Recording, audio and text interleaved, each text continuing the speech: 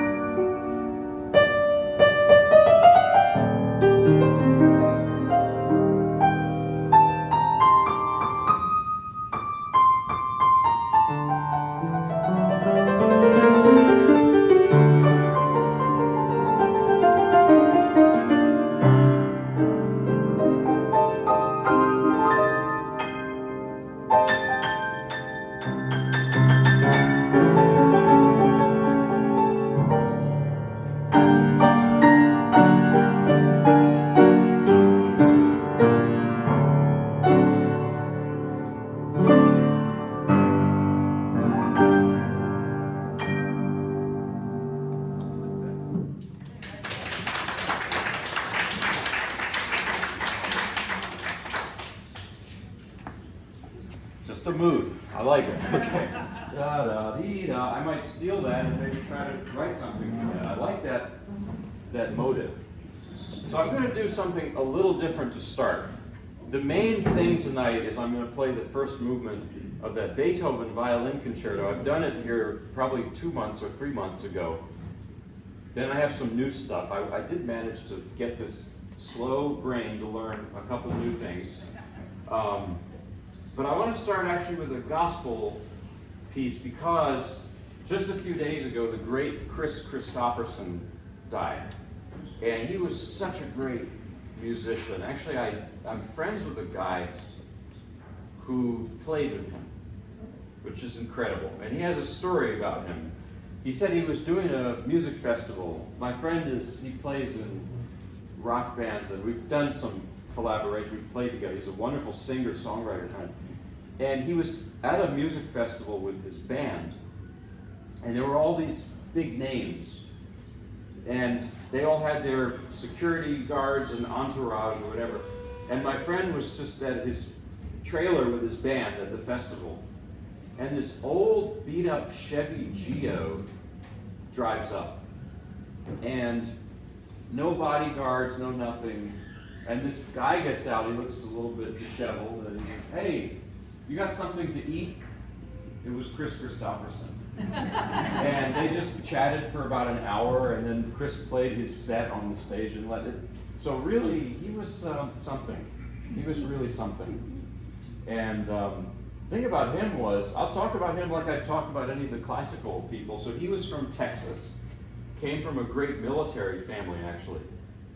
And he was brilliant at school and as an athlete. And I think he went to Oxford or something as a Rhodes Scholar or Cambridge. And he was writing, and he was really set to be, I don't know, I think his parents wanted him to be a professor at West Point or something. And then he just went off into being a songwriter.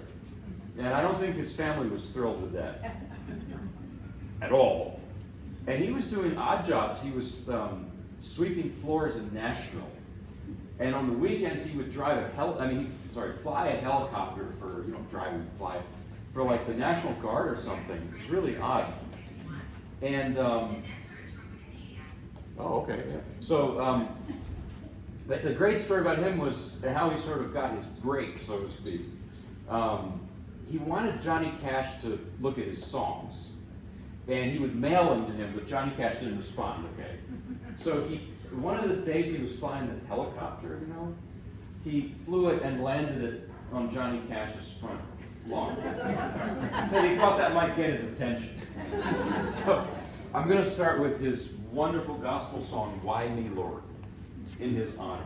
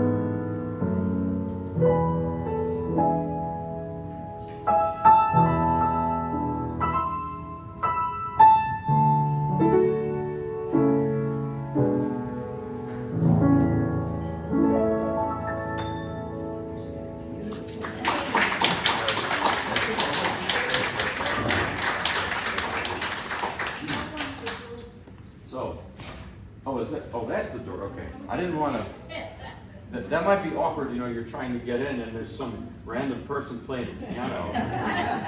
What do I do? Am I stuck outside? Okay, so anyway. So now I'm going to play a very long piece. This is the first movement of Beethoven's Violin Concerto in D major. Now, why violin concerto on the piano? Well, so Beethoven actually adapted it for piano. And there's a reason why he did that. I'll explain it. So, Beethoven wrote the Violin Concerto in 1806. And the first performance was sort of, I mean, I don't want to say a disaster, but it didn't go so well. It went over people's heads. This piece, it's very long. Like the first movement is 25 minutes or so. You could go to Winston-Salem in that time. You might even park and get out of your car. So it's long. And it's also a side of Beethoven that is not, you know, usually we think of Beethoven as the storm and stress, the sort of, right? That's for the, I don't know.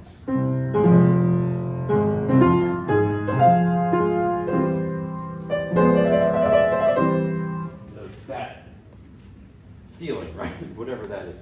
But this is a different side of Beethoven. This is very meditative. It's very introspective. It's, reminds me of the Sixth Symphony, the Pastoral Symphony. So and the thing is, I think people fell asleep at the first performance. I hope, yeah, they did. I hope you won't. Actually, what happened was the violinist Franz Clement noticed this, and between the first and second movement, he turned his fiddle upside down and improvised a country fiddle tune. Yeah, to wake people up. So I hope that doesn't happen today. But I think that the significant thing about the piece is that he wrote it when he was going deaf, and he was accepting it. It's so, in that way, it's a very philosophical piece, I would say, because he's like coming to terms with this. And we can all relate to that. Not that we're all, you know, experience something like that, but there are always these things in life that are beyond what we think we can manage, and we find a way to, it's a very powerful and subject matter, I think. So a few things about Beethoven. Oh yeah, about the piece before. So it didn't go well, people fell asleep. Beethoven talked to his buddy Muzio Clementi, another composer. Clementi said, why don't you turn it into a piano concerto? You might have more success that way. Beethoven did rewrite it for the piano, and then it sort of got shelved too, along with the violin concerto.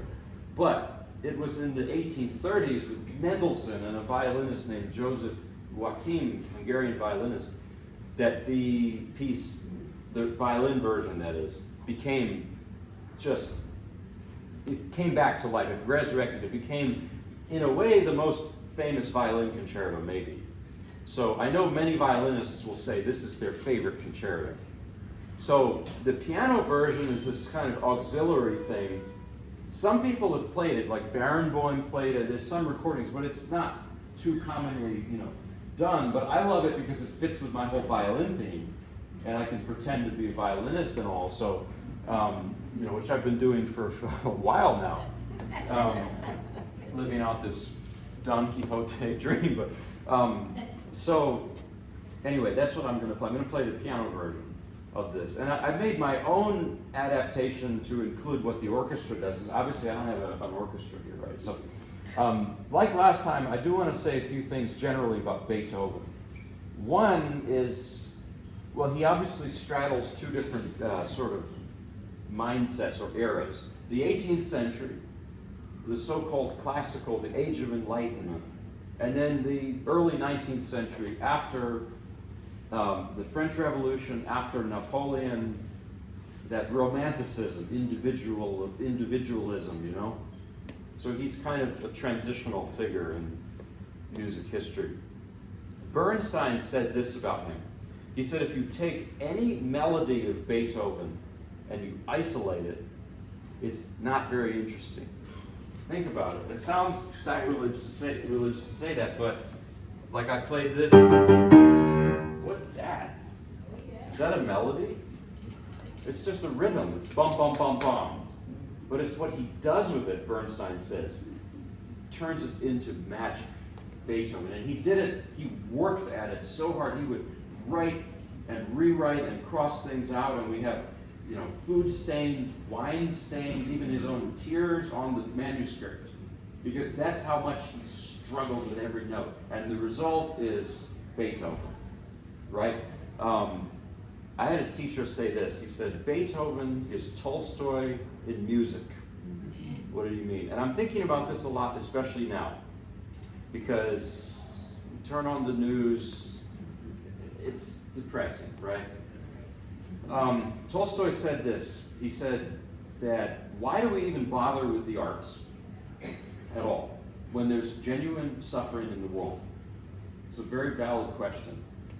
And he finally comes to this conclusion. He said that if one person leaves a concert or an opera or whatnot with a little more sensitivity in their heart, a little more compassion, then it's done its job, it's worth it. And I think about that a lot because it's a great quote. And so Beethoven also, I think, and this teacher that I had said, Beethoven reaches that part of our common humanity. It's not just beautiful music. He goes to that, universal place. It's hard. I don't know how to articulate all this, but the music does. So I'll play the first movement. It's, like I said, it's really long. This will be the main course tonight. Yeah? So here it is. You know what? Forgive me.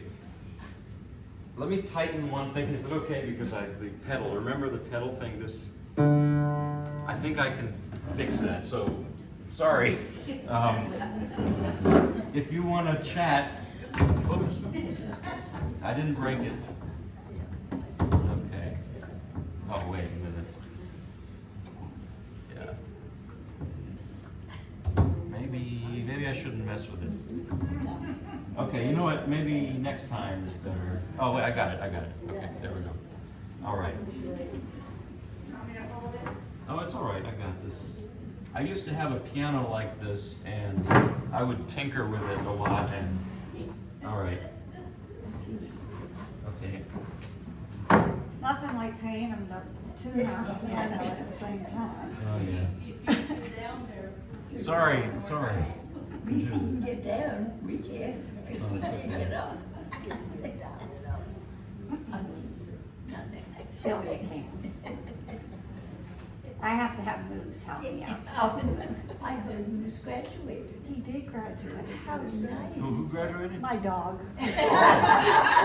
Congratulations. From what? I had to go to graduation class. Oh, that's wonderful. I didn't pass, but he passed. Wow. I don't know if this is. It's a good name, but it's not her son named Moose. Yeah, I think so. Very versatile. Yeah.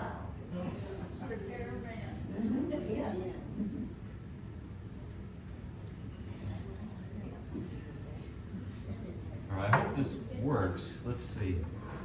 Because that one note is pretty important there, so. I think that's better. Yeah. All right. Take two. Yes, you big hammer. All right, there we go. And this thing just slips right back. Okay. Okay, let's. Yeah, there we go. Thank you. There we go. You see? Yeah. Oh, yeah.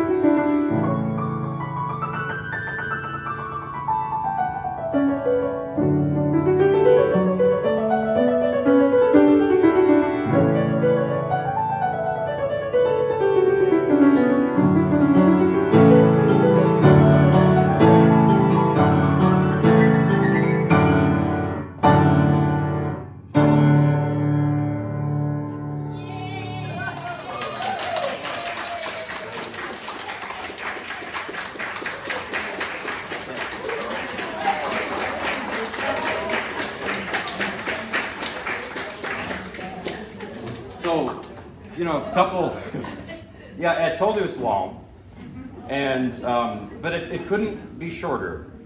Especially, so the way I see it is it's a journey that you go through with him. And the very last page, where it's actually quite soft, is where the whole plot of that, if you want to call it that, makes sense to me. There's that moment when actually, so a couple details more about this.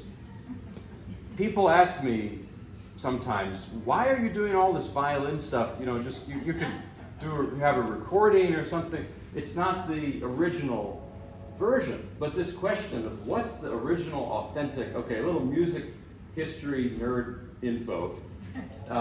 In concertos, there's a section for improvisation called the cadenza, towards the end. And Beethoven was one of the first to actually, even though he was a great improviser, he was one of the first to actually write out his own cadenzas, because it was like, he knew he was good, and he said, I'm gonna write it out because that's what I'm gonna do. So oddly though, Beethoven did not write a cadenza for the violin concerto. Did not. Most violinists play the wonderful cadenza by Chrysler. More on him later. But Beethoven didn't write one. However, he did write a cadenza for the piano version, which I played. It's bonkers. Did you notice I was pounding the low? That is, I'm trying to do that's the timpani. And for some reason he includes in a cadenza, which is usually just the instrument by itself, solo instrument, he throws in the timpani. Brilliant and crazy. So I just think that's an interesting argument against the idea of there's one pure right version of the piece. So then why did he only write a cadenza for the piano version? And some violinists recently take the piano cadenza and they adapt it for violin. So see how confusing it gets? It's all like, so anyway, it's like trying to find the origins of a text, an ancient text. And there was this version and then there was that version, and actually some archaeologists dug up another, it's that sort of thing, and it gets confusing. All right. Finally, about that piece, before we move on to some shorter stuff, I promise it's all going to be short after this. I really think that Beethoven wrote this Heilige Stadt testimony when he was losing his hearing. And it's quite dark because imagine a musician losing their hearing. Anybody would be upset, but a musician. Then he was contemplating taking his own life at that time because he didn't see that it was worth it to live. And then he found this resolve in himself to live. And I think that's in that piece. I really feel that across all these centuries, that's what he's telling us through, or that's what's in this music. So I think it goes really deep, it really, and we can all relate to it. That's the thing about great music, is that it's universal, because we all, anyway, I'm ranting here. So let's, talking about all that stuff. So let's do a short piece by Jean-Gabriel Marie, French composer. It's called La Cinquantaine, the 50th anniversary. It's also a violin piece. I don't know much about the background. It's a French piece, late 19th century. I think of a couple celebrating their 50th anniversary, and there's a little bit of humor, and there's a little bit of sadness too, all mixed together. This piece has that mixture. Some music can do that, so here it is.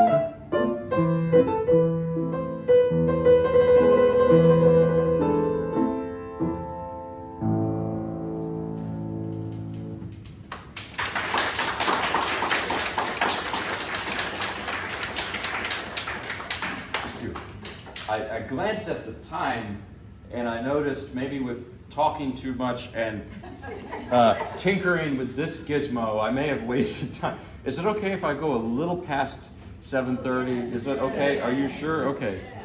I'm not keeping anyone up past their bedtime.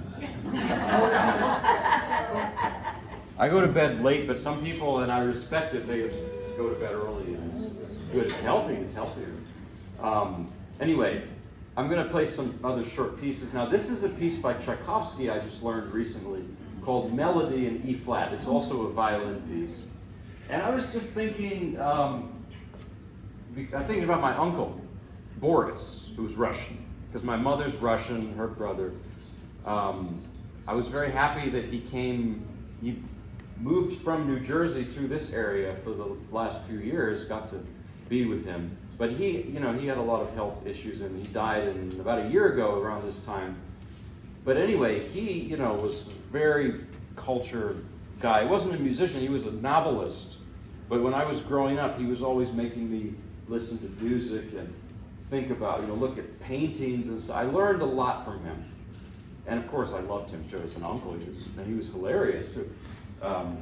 This is a very Russian thing. I have stories about him where the culture, for example, here's a good one, that he didn't like to spend money, so this is his funny side.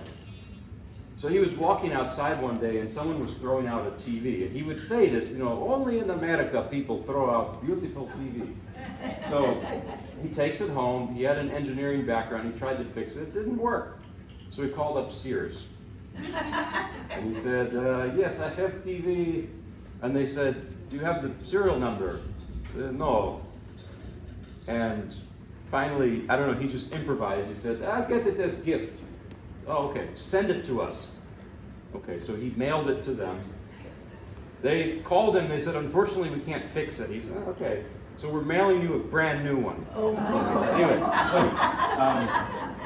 but back to the, I got just so much from him, and I think about him a lot, especially with Russian music, And one of the things he said about Russian music is Russian melodies are very long, because in Russia there's a lot of open space, like in America. So the melodies are long. It's like you read Russian writers, it's one sentence for one page.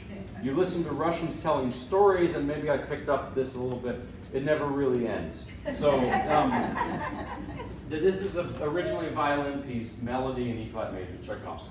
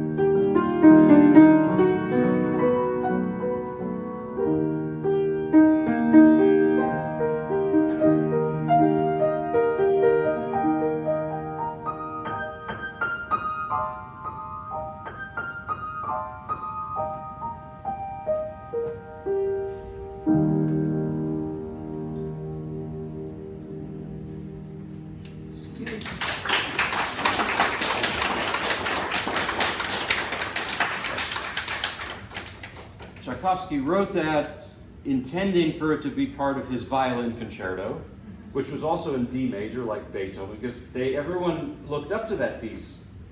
And he decided it wasn't good enough for his, I don't know, I mean, no, Russian joke, Boris Godunov, sorry, but, dad joke, but really, I mean, it's so beautiful, that piece. So even the rejects of the great composer is still great. So I'm going to play a piece that I've just sort of thrown together. I'll tell you why. It's actually not a violin piece, although I found there's a violin version of it. But there's a story about why I learned it. It's a wonderful piece by Cuban composer Ernesto Lecuona, Malagueña. I was saying it wrong. I was saying Malagueña wrong for a long time. A Spanish speaker corrected me yesterday. But my teacher, Solomon Mikovsky, was Cuban. He said, you wouldn't get this music, don't play it. So, but that's why I avoided it. But there's this place in Raleigh I played, and a very nice lady kept asking me to play it every time. And I started to feel really bad. I'm not saying I take requests necessarily, but I felt it was morally wrong not to. So I learned it. So I'm going to do my best with it. Although Lecuona's Cuban, right? But the subject matter here is Spain. It's flamenco music because Malagueña means a woman from Malaga. And that would be similar to like if Gershwin wrote a piece about Britain, or English music. That's kind of what it's like. A Cuban guy writing a piece about Spain. So anyway, it's a famous piece maybe you've heard. I think guitarists play it and stuff. So yeah. All right.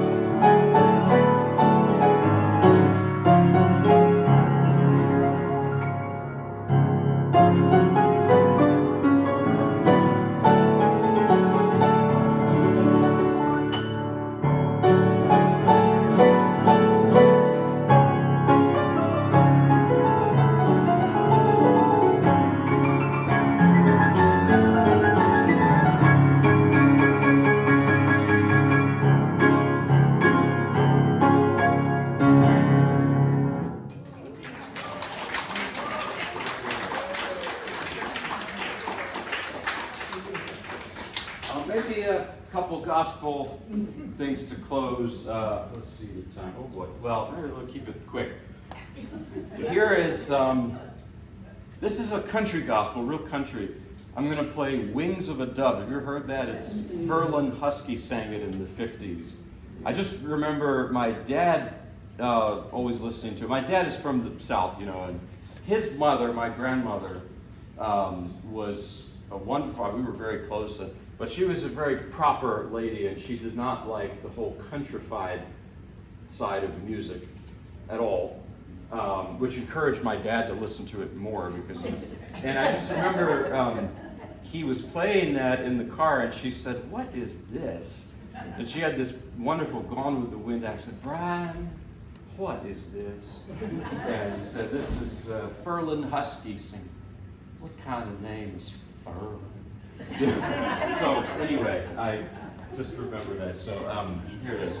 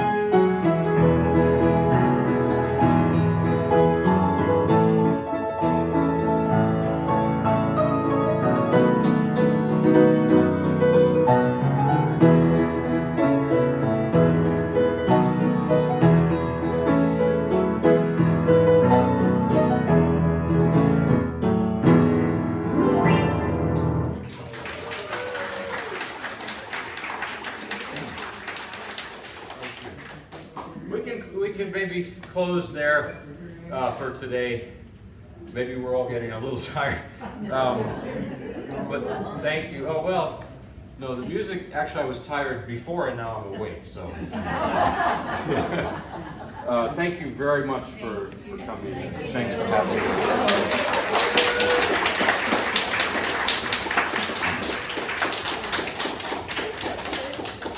Be back soon, before you know it.